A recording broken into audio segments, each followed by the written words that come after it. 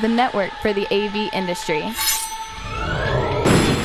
What are you listening to? This is AV. This is AVNation. This is AVNation.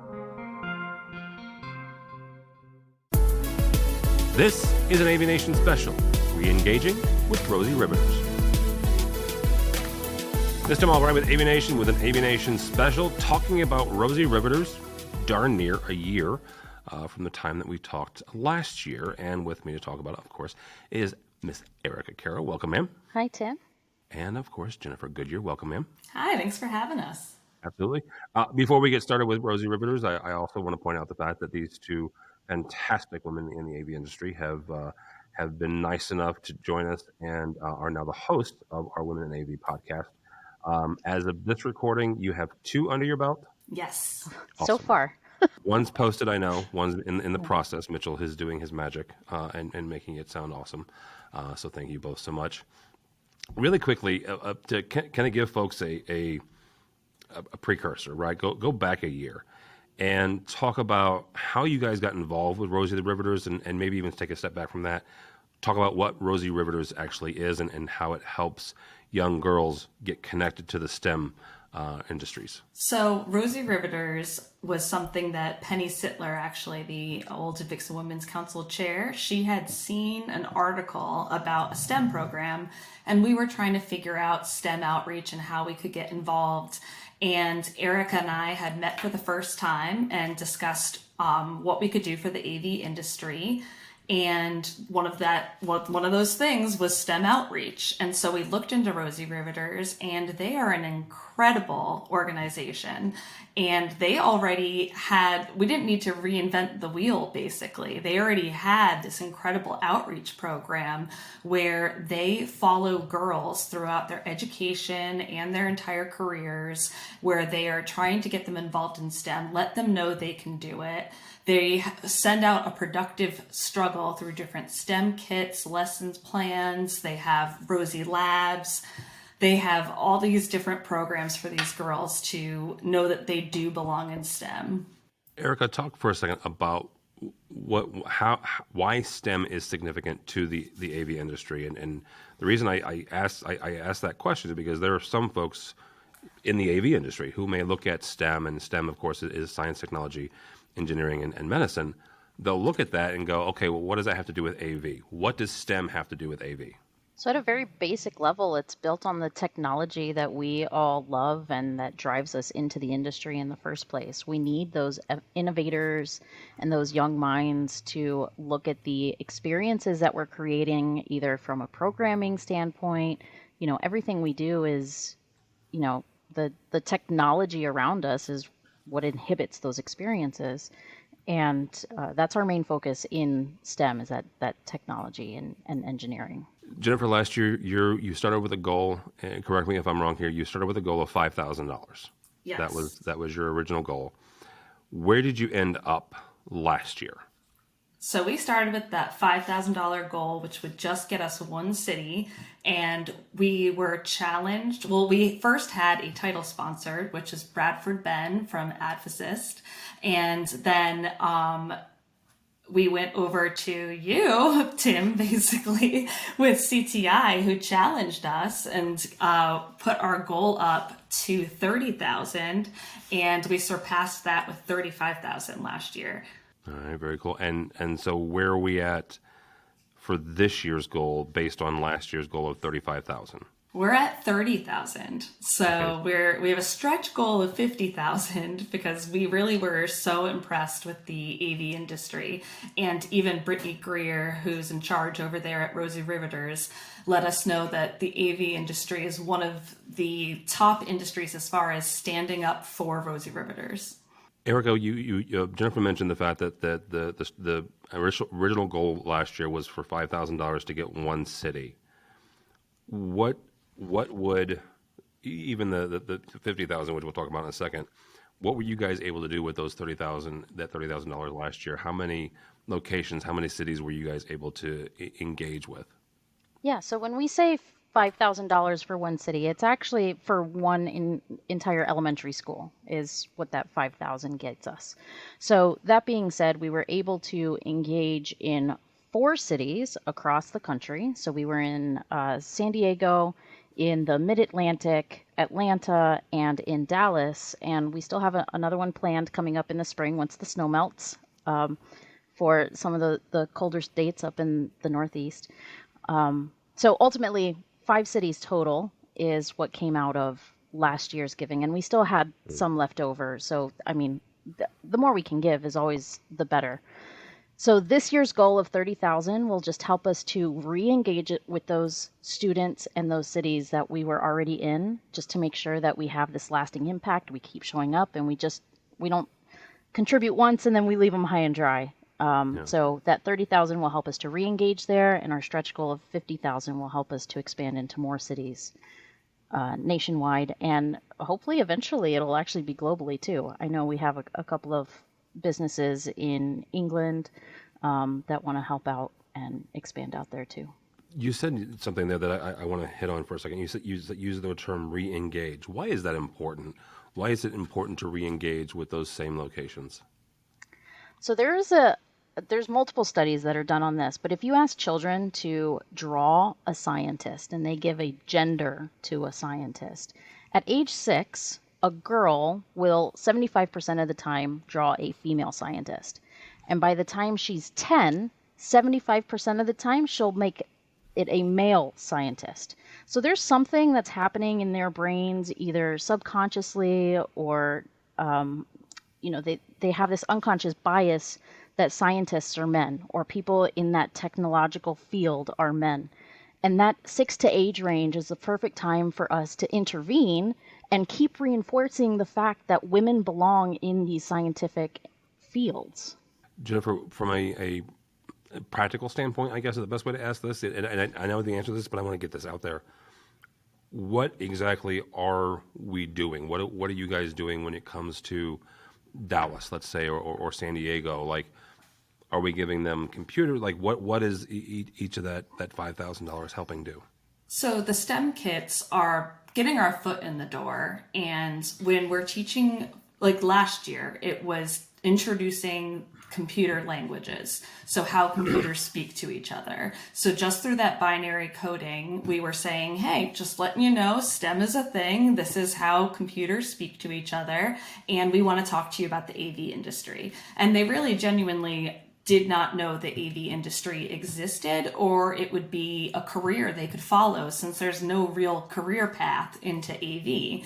And they were really excited about everything our industry has to offer. We had one sheets that told them, hey, have you ever been to a concert? Guess what? That's an AV industry thing. So, Erica has a story of how it went in Atlanta, how she was able to connect with the kids. Do you want to tell them that? Sure. So we went, you were able to host our packing party, and then I went and helped with the delivery and helping with the students actually building the binary coding kits and explaining what was going on. And of course, they had no idea what AV was, but being able to ask questions like, do you talk to the hello to turn on your lights? I can't say that word. It happens more often than you think. That's hilarious. But the idea that you can program these devices in your house to function, to turn off and turn off. And, if they ever see a movie that is more like they see fancy shades going up and down from the press of a button, or if you went back to like Minority Report and you see people like with these command and control centers, that is AV. And that's when they start to have those aha moments like, oh my gosh, there's actually a way to get into that kind of field. And it's exciting because you can really make it relatable for them in a super basic way. Yeah, absolutely. When you guys look at this, and again, this is only your second year, and I would say, just from an outsider looking in, you're growing and you're being more, you're already being successful with this. Where do you see the kind of the other end of this in 5, 6, 7 years with some of these elementary school kids that you're dealing with now and you're connecting with now? Where do you see them on the other end of this? Well, they end up actually taking more advanced programs through Rosie Riveters. So there's some Rosie labs where they can actually get into actual coding and actual programming. So right now we're basically using metaphors in a way, showing them like the binary coding was through building bracelets, the black and white beads were the yes and no, the on and off.